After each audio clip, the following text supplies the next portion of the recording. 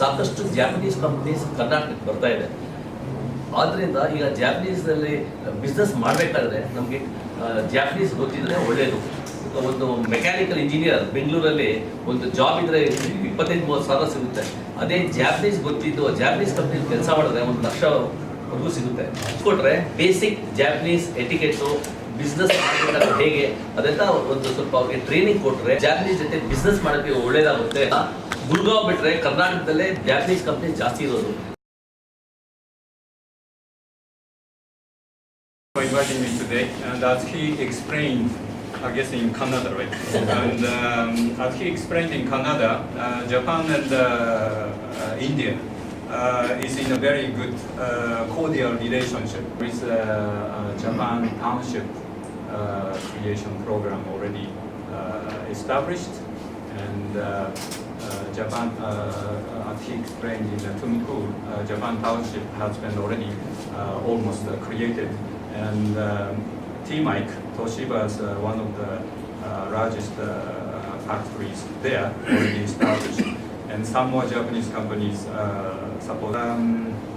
We already have the 500 Japanese companies operating in Karnataka, mainly concentrated in Bangalore. And 1,400 Japanese are already here. And ever since Toyota established factories 20 years ago here in Bangalore, already $2.5 billion investment has been made by the Japanese companies here. And also 75,000 employment, direct employment has been created by the Japanese companies. And we've been contributing to the economy of Karnataka in this way. And more investment is supposed to come to, expected to come to Karnataka. We are also inviting a lot of engineers, IT engineers particularly, from Karnataka to Japan. And recently, JETRO executive visited here. He explained that at least 2 lakhs of IT engineers we need in Japan. And now I'm going to explain why we need that. Japan is an aging society. Almost 60% of the Japanese old people, and many of them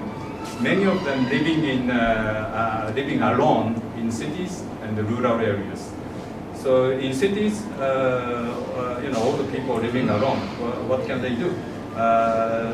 They've been living lonely in cities, nobody talks to. So naturally, in Japan, there is a talking robot is now being developed to talk to the older people, those people who live alone.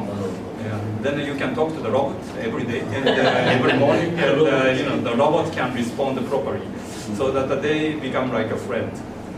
That is in urban areas. And rural areas, of course.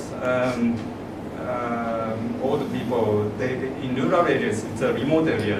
You have to drive a car. Well, at least in Japan nowadays, in urban city, mostly rich people live there, and they don't have a car because urban transportation is well developed. You can go anywhere in urban area.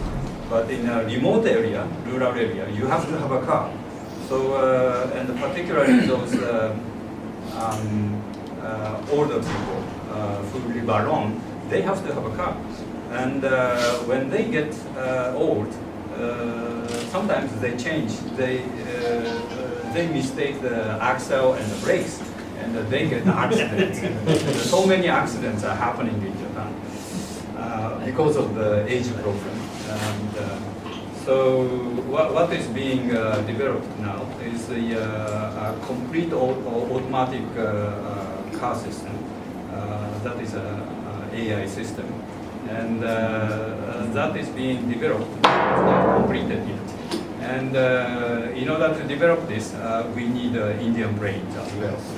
So to help us, our aging society, we need a lot of Indian engineers. So does that indirectly mean that Indian brains can compete with the Japanese brain?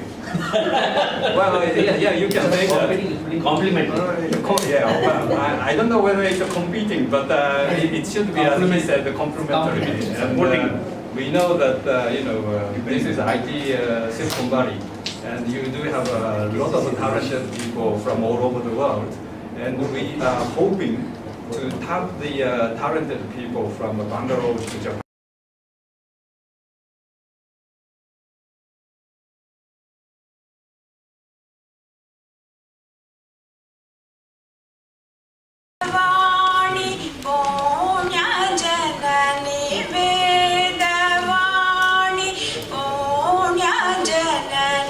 Namo Mate Bharati Maheshwari Mahadai Mahalakshmi Saraswati Vedavani Punya Janani Namo Mate Bharati.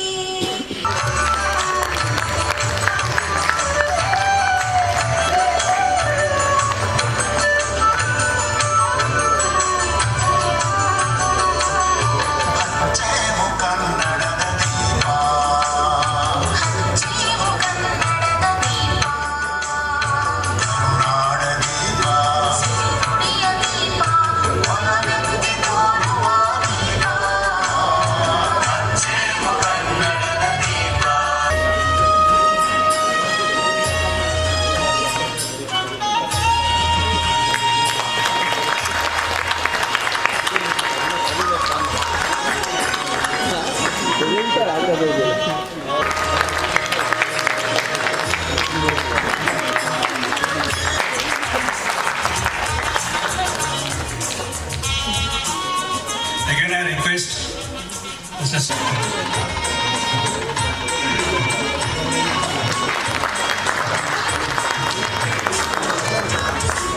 Thank you, Mrs. Wani. Minasama konnichiwa. Ladies and gentlemen, a very good evening to all of you. O isagashi tokoro, o koshi itaraki makoto ni arigatou gozaimasu.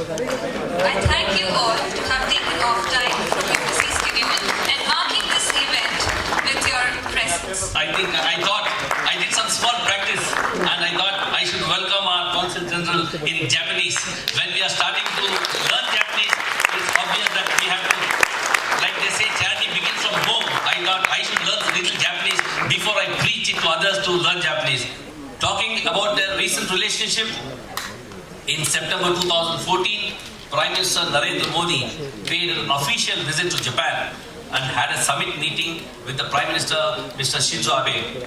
The Indo-Japanese relationship was upgraded to special strategic and global partnership.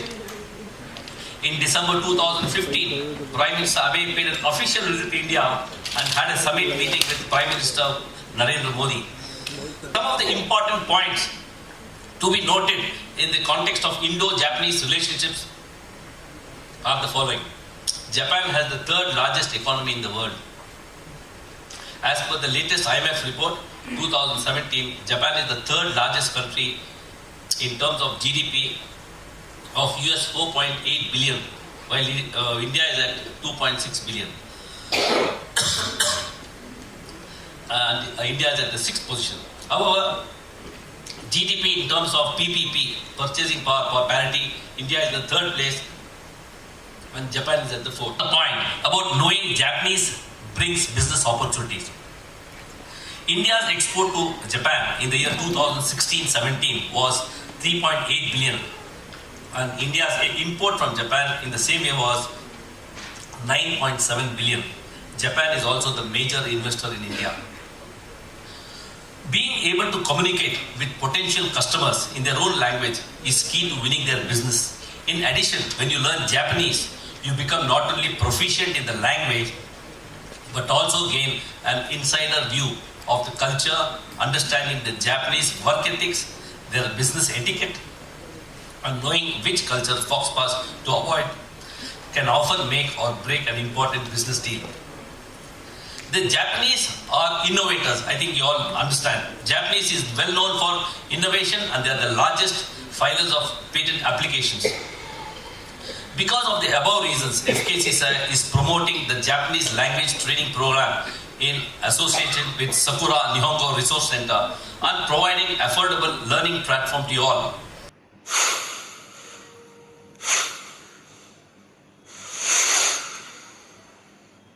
Sakura Nihongo Research Center is an established Japanese language service center which offers a range of Japanese language classes aimed at individuals and corporate. I am sure that this language course would be widely welcomed and many people will join it. We at FKCCI would like to do this as part of our social obligation. Engaged people. For example, in urban areas, older people, if they live alone, there's nobody to talk to. So what is being developed at the moment in Japan is the talking robot. It's been developed and well, it's not, we say, recently JETRO's executive director visited here and he mentioned that at least in Japan we need at least 2 lakhs of IT engineers. We are organizing, consulate is organizing a Japanese speaking night every 3 months.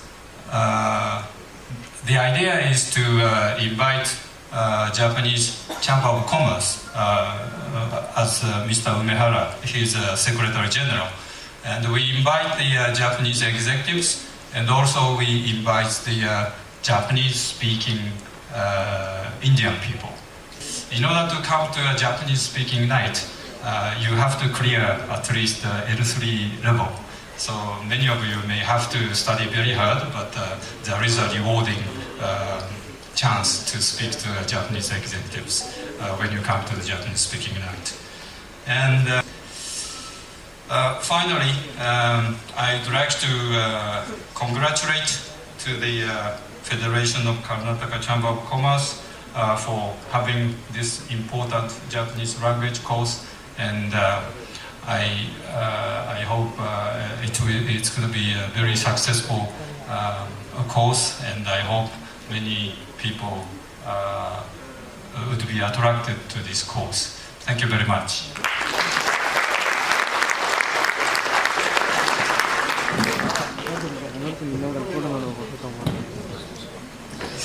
I would like to thank the Consul General. In fact, when I invited him sometime back in the month of December, he was about to go to Japan, and I told him we are in the process of launching this course, and he very readily accepted to come and launch this course.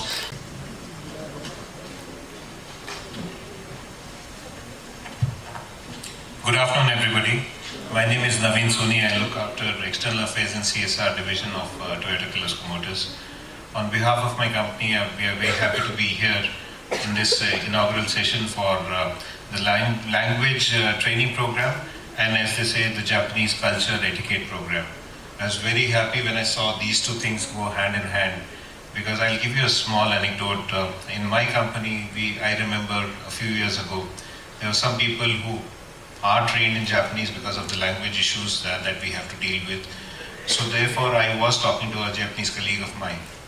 And I asked him, I said, "Sir, do you know that this person can speak Japanese?" The answer given to me was, yes, he can speak Japanese, but he cannot understand Japanese. So the point is, this language is very typical. It represents the culture of the people. It represents how it is spoken, what is spoken. It's all about, understanding Japanese people. It comes before understanding Japanese language, I would say. So I was very happy when I saw that thing is that when people come, and I think somebody mentioned that they found it difficult to learn and understand about India. So when people come and work with us here in India, there's a separate program that is delivered to them about Indian culture, about people here. So the same way, when our people would be interested in taking up jobs, I see many young faces in this room. So if they are aspiring to go across to Japan, the basic thing would be to understand their basic mindset. The thing would be to understand what they are saying, more importantly, why they are saying what they are saying. and the manner in which it is said, it is very different. Like we just heard from Umehara-san that that he mentioned that it's very different. Yes, Umehara-san, we are different, and we are different from state to state, not only from country to country. It's very difficult to generalize what is true for India as a general average. So Karnataka might be different than the neighboring states, and within Karnataka also we might be saying, okay, this person comes from here, so that is why it behaves like this. These are intricacies that we live with, and we have learned to live with, but that is how we try and coach and enlighten our people coming from Japan.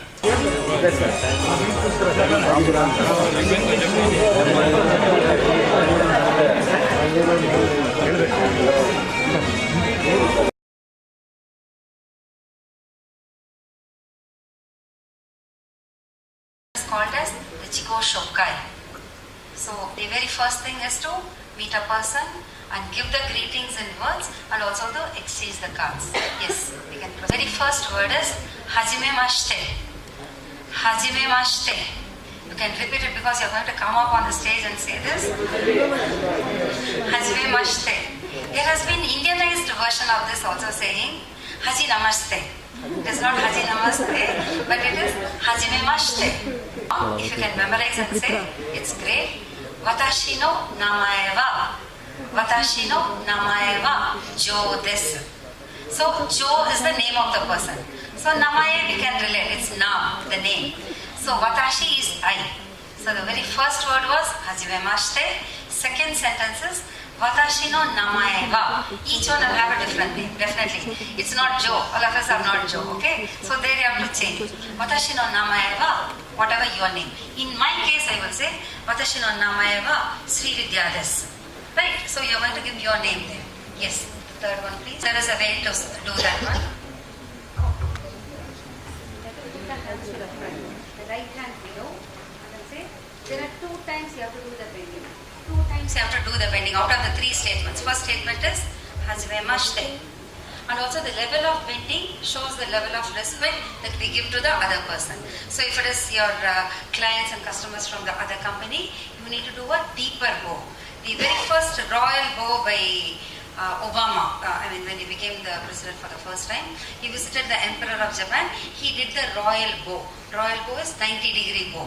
So the level of bowing shows the level of respect to the other person. Ready? The first 10 people who are ready to come and do it. You can have prompting from down, or you can just do open your mouth and someone can dub for you. Anything is okay, but you can come and do it here. Why I am giving this much of importance to that is, no meeting will start without this proper introduction. People can sit face to face for half an hour also, but no meeting would have started unless we say this first 3 lines of greeting. Right? Okay. Yes, please. Yes, sir. Please come.